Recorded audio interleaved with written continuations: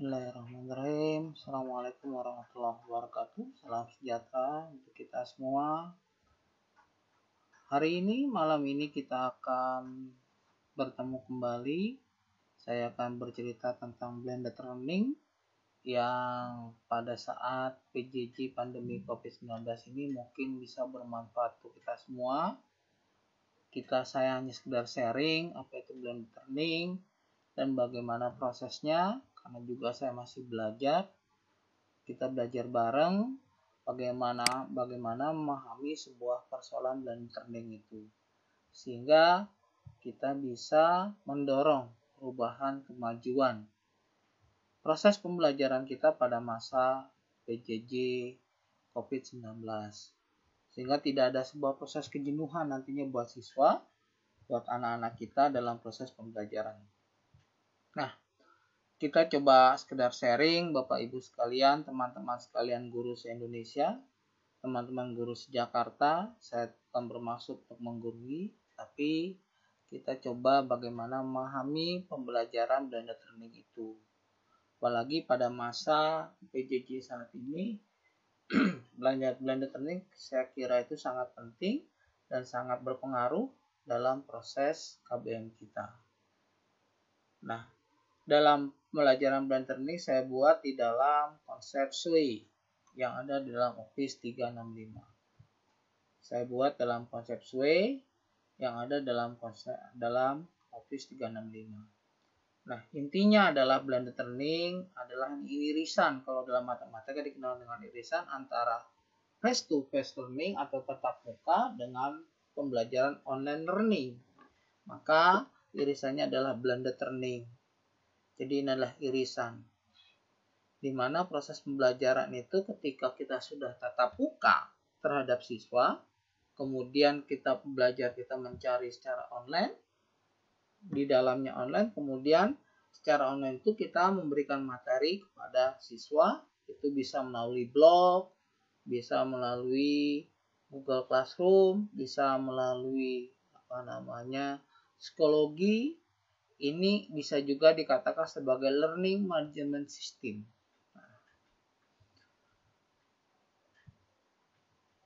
Proses blended learning ini adalah merupakan bagian dari proses inovasi pembelajaran yang terjadi yang menerapkan perkembangan teknologi pada masa 4.0 ini.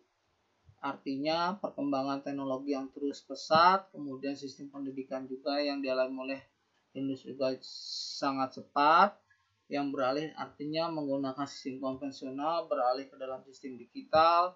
Proses belajar hanya di luar ruang kelas, namun sekarang proses belajar tak terikat oleh ruang dan waktu. Bisa di mana saja siswa itu dapat memperoleh materi pembelajaran. Nah, sebelum blended learning yang dikenal di kita adalah istilahnya dikenal dengan e-learning. Namun pada kasarnya e-learning itu tidak cukup karena masih terdapat kendala. Dalam learning tidak adanya interaksi dalam proses pembelajaran. Proses belajar mengajar tentu membutuhkan suatu sistem yang dapat melakukan proses secara dua arah. Artinya ada kontak dan komunikasi antara guru dengan siswa, antara dosen dengan mahasiswa. Membutuhkan sebuah sistem yang cepat, kemudian membutuhkan sebuah sistem yang efisien. Karena apa? Siswa setelah belajar tatap muka bisa mencari materi di mana saja, dalam waktu kapan saja, sehingga proses materi itu mereka dapatkan kapanpun dan dimanapun.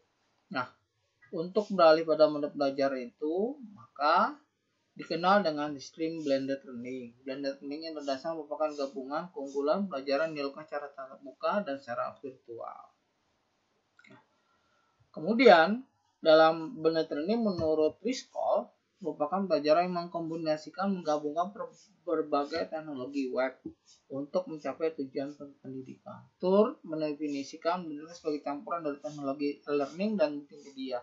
Seperti apa dalamnya? Ada video streaming, kemudian virtual class, animasi, kemudian bentuk tradisional pelatihan kelas. Kemudian menurut Graham dan learning bisa belajar menggabungkan pelajaran online dengan face to face. Kemudian 4 konsep yang harus kita pahami tentang blended learning. Pertama, blended learning merupakan pembelajaran yang menggabungkan teknologi berbasis web untuk mencapai tujuan pendidikan. Kemudian blended merupakan kombinasi pembelajaran seperti behavior, konstruksi, kemudian kognitivisme menghasilkan suatu pembelajaran yang optimal dengan atau tanpa teknologi pembelajaran. Blended learning merupakan kombinasi banyak format teknologi pembelajaran, video tips, CD-ROM, web-based training dengan pembelajaran tatap muka. Kemudian blended learning menggabungkan teknologi pembelajaran dengan perintah tugas kerja aktual untuk menciptakan pengaruh yang baik pada pembelajaran dan tugas kelas. Nah, ini contohnya. Bagaimana aktivitasnya itu tidak hanya tergantung dalam ruang kelas saja, tapi setelah dari ruang kelas mereka bisa memanfaatkan blended learning itu. Dan ini sehingga tercipta bagaimana pola komunikasi yang tercipta antara guru kemudian dengan siswa. Siswa dapat memperoleh pembelajaran itu melalui internet, kemudian melalui modul, kemudian mereka membuat catatan. Bagaimana sih itu belajar learning? Ini saya dapatkan video pembelajaran dari usipina.com. Kita perhatikan.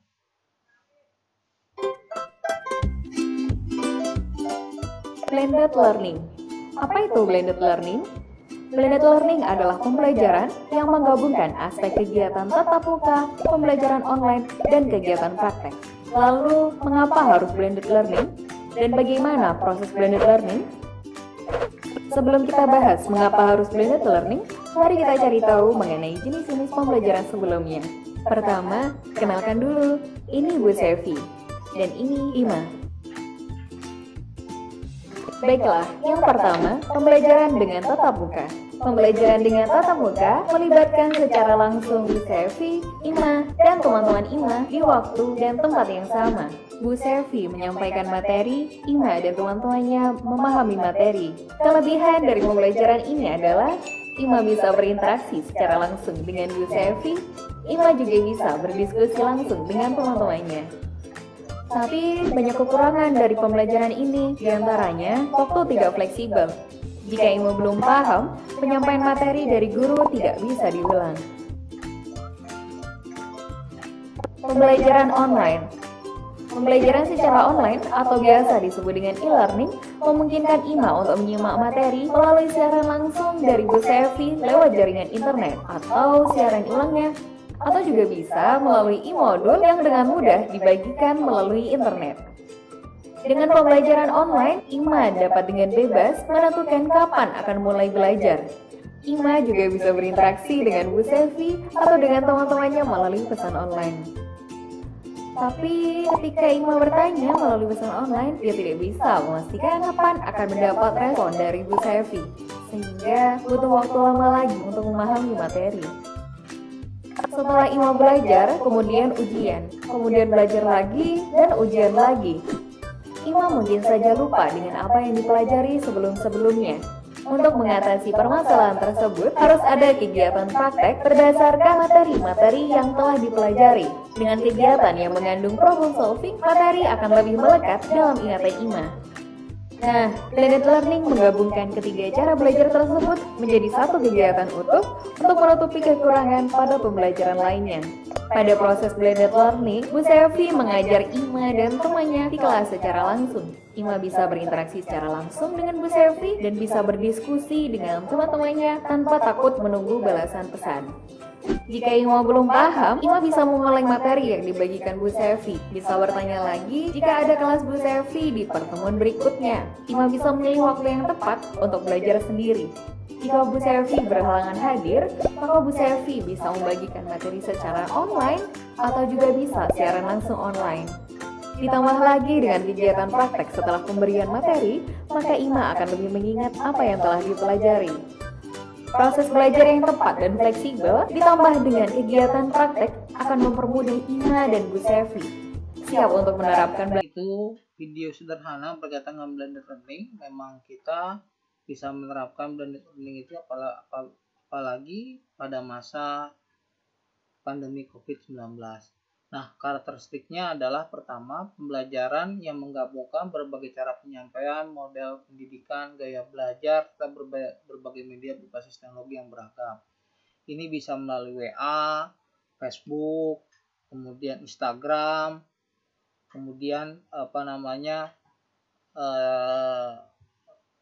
bisa melalui Telegram. Artinya pendidikan ini atau pembelajaran ini berbasis teknologi. Kemudian kondisi pendidikan langsung face to face, belajar mandiri dan belajar via online. Kemudian pembelajaran didukung oleh komunikasi efektif dari cara penyampaian, cara mengajar, dan pembelajaran. Pendidik dan orang tua peserta didik memiliki peran yang sangat penting, pendidik sebagai fasilitator dan orang tua sebagai penutur. Ini yang harus dipahami. Kemudian tujuannya membantu pendidik mengembangkan lebih baik dalam proses belajar sesuai dengan gaya belajar dan preferensi dalam belajar, menyediakan pendidik peluang yang praktis, realistis bagi guru pendidik untuk belajar secara mandiri, bermanfaat dan terus berkembang. Kemudian peningkatan penjadwalan fleksibilitas bagi pendidik dengan menggabungkan aspek terbaik dari tatap muka dan instruksi online. Kelas tatap muka dapat digunakan untuk melibatkan para siswa dalam pengalaman interaktif, sedangkan kelas online memberikan pendidik sebagai proses online memberikan para siswa dengan konten multimedia yang kaya untuk pengetahuan pada setiap saat dan dimana saja selama pendidik memiliki akses internet. Lalu sekolah yang cocok bagaimana? Pertama, sekolah yang mampu membuat konten learning yang menarik. Kemudian mempunyai masalah kapasitas guru dan ruangan. Siswa yang waktunya terbatas, literasi teknologi guru secara cukup bagus, siswa guru mempunyai koneksi internet yang reliable. Kemudian biaya penyelenggara belajar jauh lebih murah. Nah, blended learning ini memberikan sebuah proses inovasi pembelajaran yang sangat penting buat siswa. Artinya dia tidak terlalu fokus dengan Zoom atau Google Meeting atau dengan STEM tiap hari, dia tapi bisa menggunakan sebuah proses pembelajaran secara online. Metode apapun bisa digunakan. Nah, manfaatnya adalah akses pembelajaran dilakukan di lain tempat sehingga waktu bisa lebih efisien, dapat memudahkan efektif pembelajaran karena dengan belajar ini siswa lebih cepat ceria, hemat tenaga, kemudian anggaran pembelajaran bisa lebih cepat, siswa biasanya laporan dengan kertas, perjalanan kolektif pembelajaran bisa dilokasikan ke tempat lain. Dan kelebihannya, pembelajaran terjadi secara mandiri konvensional, yang keduanya memiliki kelebihan yang dapat saling melengkapi. Pembelajaran lebih efektif dan efisien, meningkatkan aksesibilitas. Kekurangannya adalah media yang dibutuhkan sangat beragam sehingga sulit diterapkan apabila sarana tidak mendukung. Tidak mempunyai fasilitas yang dimiliki pelajar, komputer, internet, kurangnya pengetahuan masyarakat terhadap teknologi, tidak meratanya fasilitas yang dimiliki pelajar. Itulah permasalahannya tentang blended learning. Kapan blended learning dibutuhkan? Artinya blended learning dibutuhkan kapan saja dan di mana saja. Artinya pemberian proses pendidikan ini atau proses KBM bisa dilaksanakan sesuai dengan jadwal. Misalkan jadwalnya pukul 8 sampai pukul 9.45. Setelah itu siswa bisa diberikan penugasan melalui apa? Melalui Google Classroom. Melalui apa? Melalui WA. Melalui apa? Melalui psikologi dan lain sebagainya. Nah, dibutuhkan pada saat satu, tatap muka menambah waktu dengan memanfaatkan internet, kemudian komunikasi non-stop, diposisikan sebagai pihak yang belajar, membantu proses pencapaian pendidikan selanjutnya dengan menerapkan flip classroom yang berbasis teknologi. Nah, inilah yang didukung. Artinya blended learning itu bisa digunakan sebagai proses sarana pembelajaran ketika pada masa pandemi. Mereka bisa menggunakan yang namanya blog guru, sosial media, LMS, Moodle, Edmodo, Kuiper, Kolase, dan lain sebagainya. Nah, kemudian ini sintak. Sintaknya itu pertama, seeking of information, mencari informasi, guru kompetensinya seperti biasa, fasilitasnya, kemudian interpretasinya, mengelaborasi informasi secara personal, komunal, membimbing seperti yang sudah kita lakukan. Ini sintak yang dilakukan. Kemudian terakhir, sintesis knowledge, merekoneksi pengetahuan.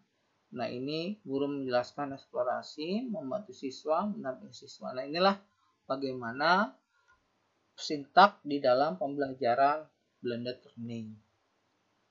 Kemudian ini bagaimana proses perjalanannya, ini blended learning. Kemudian ada tahapannya, face to face, kemudian all in one. Jadi mereka memberikan pesan kapanpun dan dimanapun. Nah, Face to face ada conversation, kemudian negosiasi, ada produksi, kolaborasi dalamnya. Kemudian ada self-paced, language skill, dan ini semuanya dibutuhkan di dalam proses blended learning. Demikianlah berkaitan dengan blended learning. Mudah-mudahan ini bisa bermanfaat untuk kita semua. Mohon maaf apabila ada kata yang salah. Kita sama-sama belajar, sama-sama bagaimana memperbaiki kondisi pendidikan yang ada di tanah air. Demikian dari saya, lebih kurang mohon dimaafkan. Kalau suka bisa like, dan tidak suka bisa dislike atau subscribe. Terima kasih. Wassalamualaikum warahmatullahi wabarakatuh.